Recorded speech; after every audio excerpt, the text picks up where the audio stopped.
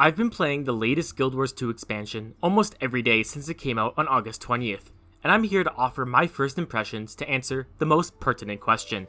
Is it any good? Short answer? Yes. Long answer? Well, you have to watch more to find out. But before we get into that, this is a new gaming focused channel I've created off the main Old and Gold channel, so if you're interested in that sort of thing, it would be much appreciated of you to like and subscribe. If you don't want to receive notifications for future content, subscribing will at least give you my eternal gratitude, which isn't worth much, but it's something. Now the first thing which grabbed my attention when I started this expansion is the frankly beautiful map it opens with, Lowland Shore. Jagged mountains, raging rivers, and more waterfalls than you can count characterize this map. In many respects, the landscape of Lowland Shore feels like a fantastical version of the Rocky Mountains as well as Iceland. And the fact that the new allies we encounter in this map, the Lowland Coden, are themselves grizzly bears only emphasizes that connection. The second map is more Iceland than Rocky Mountain, and likewise has quite stunning scenery, with a stormy beach being a particular highlight for me. When I was first walking around here, I distinctly remember stopping and asking myself, have the beaches in Guild Wars 2 always looked this good?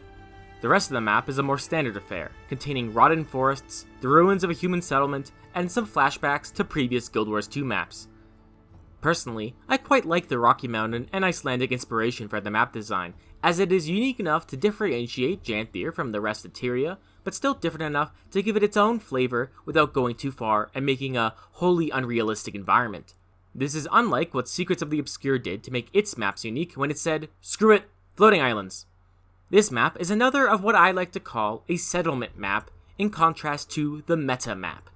There is no map-spanning meta event that occurs every hour, and even the largest events, like Bog Queen, are relegated to only one area. I think this type of map should more often than not be the first zone featured in any expansion. Nothing kills my desire to play the expansion than the first thing I experience entering the first zone is combat music and people in the map chat screaming what to do for the meta towards clueless players.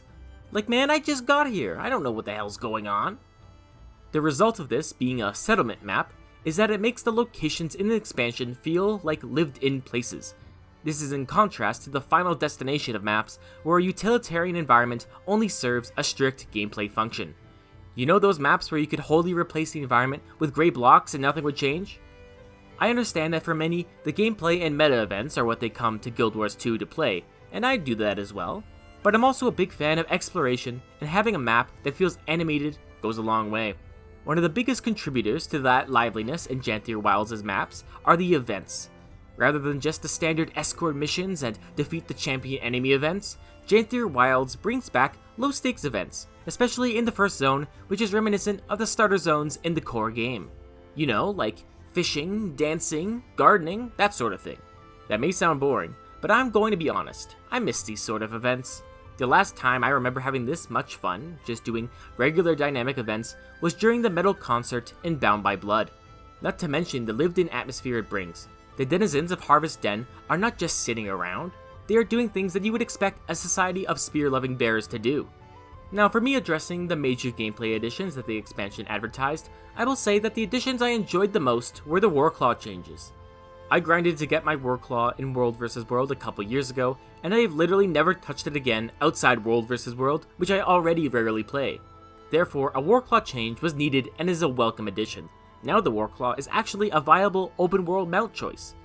A change I did notice about the Warclaw, which I thought was clever, was the gameplay design decision they implemented that incentivizes you to use it instead of just defaulting to the trusty old Raptor and Skyscale. That being the use of the sniff ability to be able to find treasure in Janthir. Since this treasure is actually quite good, the result is that you are quite frequently spamming that number 2 button and therefore traversing around Janthir on your Warclaw. It's an incentive-based approach to get the player to use the Warclaw, which I much prefer to a deterrent method, which could have been something like nerfing the speed of all other mounts while in Janthir. Could you imagine if they did that? Oh, the backlash would be a sight to behold. Of course, I must also mention the most anticipated features of Janthir Wilds, player housing and land spears.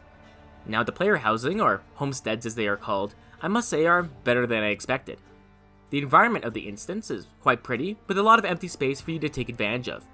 Now I do miss the livelier atmosphere of the core home instances, especially the Sama district, my beloved, but there is a reason for all that empty space. That being the new decoration system, which really impressed me the first time I used it. I went into this expansion expecting just a grid-based decorating system without much precision, but this system is nothing but precision and allows you to change your decorations in some wild ways. While I don't see myself spending much time decorating my homestead, I know many players where this is right up their alley, and I am excited to see what kind of things they come up with. As for the new land spears, well, I tried them in the open beta a while ago and they didn't really click with me. However, that is only my personal experience, and I'm pretty stuck in my ways, so it's not an objective statement. I will say though that since Guild Wars 2 bases its skills on the weapon you are using, the addition of more weapons adds more choice to the player, which is a good thing, even if I don't use them all. Beyond gameplay, the new story was also pretty good, although I'll be vague to avoid any spoilers. We accompany some returning characters to Janthir on a new mission by a new alliance, and meet 2 new characters who are the focus of this expansion. I can't say the story we have so far jumped out at me as being amazing like it did in Living World Season 4, but it's better than it has been before. One thing I will have to ask you to do if you are new to Guild Wars 2 before you start the story of Janthir Wilds is at least finish the story of Secrets of the Obscure. A couple days ago, I read somebody in the map chat saying that they were going to finish the Path of Fire story and then jump straight to Janthir Wilds, which to me sounds crazy. If you want to be invested in the story, then you have to at least finish Secrets of the Obscure, because if you don't, the moment the 4-armed floating member of the Blue Man group shows up, your understanding of the story is going right out the window. I say this because I know that's exactly what would happen if I did the same thing as a new player. After all, it has happened to me before. When I started Heart of Thorns, I didn't do Living World 1 or 2, so all of a sudden there's this new group of people talk to me like they know me, and I didn't have a clue where they were from. This made it hard for me to get invested in the story. Of course, you can still skip straight to Janthir Wilds, but I'm saying that you won't get as much out of the story if you do it that way. Or if you just don't care about the story in the first place, then you can ignore everything I said. Before I go into some of my criticisms, I can't forget to mention one of my favorite additions in this expansion, the music. The first thing many of you will notice in regard to the music is that it makes you wonder if you accidentally booted up a different fantasy game instead. That's right, the Janthir Wilds soundtrack has a very clear Witcher influence to it, which is a compliment because The Witcher has great music. Guild Wars 2 has always had great music, and Janthir Wilds is no deviation from that trend. One thing I did notice about the music in some of the zones, like Lowland Shore, is that they reused some music from IBS. Whether this music is playing because Janthir might be mechanically part of the Shiver Peaks, so it is automatically playing Shiver Peaks music, I'm not 100% sure. Regardless, I'm actually fine with them reusing music because it does fit quite well with the Janthir environment. Not to mention that IBS, and I'm talking about Icebird Saga, not Irritable Bowel Syndrome, has some of my favorite music in the entire game. You can't look me in the eye and say that Bjorn March's music wasn't a banger. It was a hell of a banger, so hearing more of it is just a pleasant surprise. Now enough of me being a keener, I got some criticisms I gotta level with ya. First of all, I'm not a fan of the new expansion model. I understand that the old one wasn't economically viable and all that. I just don't like the content I paid for being fed to me piecemeal, and I miss Living World. At least this first part of Janthir Wilds was better than the first part of Secrets of the Obscure. No strike missions at release? What's up with that? I thought that was the big endgame content thing we were doing now. Well, I guess the Raid and Convergence fans will be happy in a few months. Also, a nitpick about the story. Don't have a new character tell me their personal and tragic backstory the next story mission after I meet them. Like, bro, why are you telling me this? I met you like 5 minutes ago.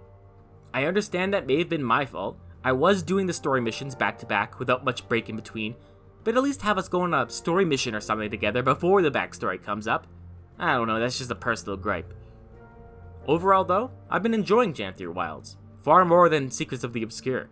It captured a lot of what I loved in the previous expansions and Living Worlds, which means it's still Guild Wars 2, and I like Guild Wars 2. Be a bit weird to play for 8 years and not like it. My old man opinions aside, my first impressions of Guild Wars 2 Janthir Wilds are good, and I would recommend the expansion to anyone who likes Guild Wars 2.